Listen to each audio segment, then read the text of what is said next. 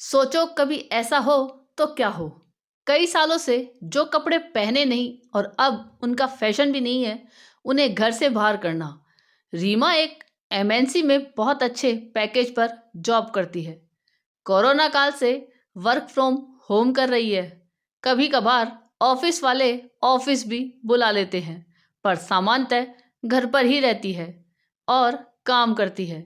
घर पर रहने के कारण काम वाली बाई शालू से रीमा के संबंध काफ़ी दोस्ताना बन गए हैं।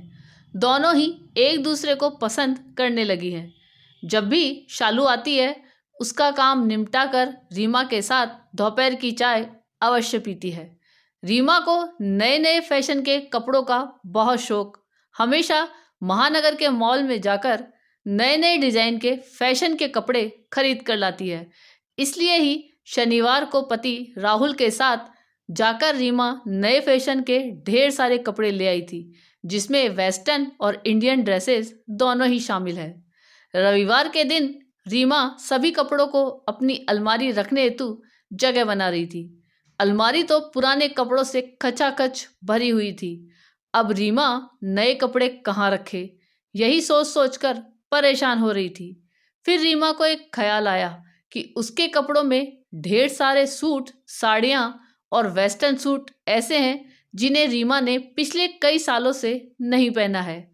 कई तो ऐसे हैं जिन्हें शायद एक या दो बार ही पहना। सभी कपड़े काफ़ी सुंदर और महंगे हैं। दिल नहीं चाह रहा था, फिर भी रीमा ने मन पक्का करके शालू की मदद से ऐसे कपड़े छांट लिए जो उसने पिछले 4-5 साल से नहीं पहने थे। ऐसे कपड़ों का ढेर एक तरफ लग गया। गरीब शालू इन सबको बड़े ही आश्चर्य से देख रही थी कि इतने सुंदर और महंगे कपड़े भी इस प्रकार अलग किए जा सकते हैं। उसने कभी ऐसा देखा नहीं।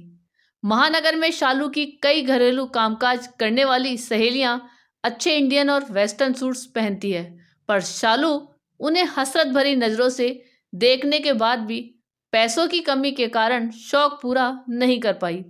रीमा और शालू की कदकाठी लगभग एक समान।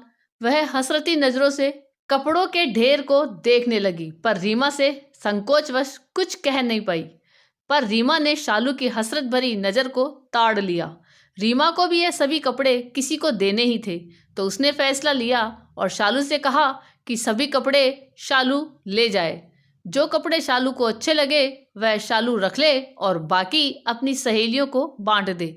रीमा की बात सुनकर शालू अत्यधिक प्रसन्न हो गई और प्रसन्नता से भरपूर शालू मन ही मन सोचने लगी कि काश सभी मालकिन ऐसी हों। और रीमा भी प्रसन्न, क्योंकि नए कपड़े रखने के लिए उसके पास काफ़ी जगह अलमारी में हो गई थी।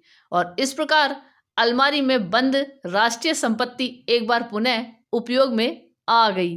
आपको ये कहानी कैसी लगी यह कमेंट करके जरूर बताइएगा। चैनल पर नए हो तो सब्सक्राइब जरूर कीजिएगा।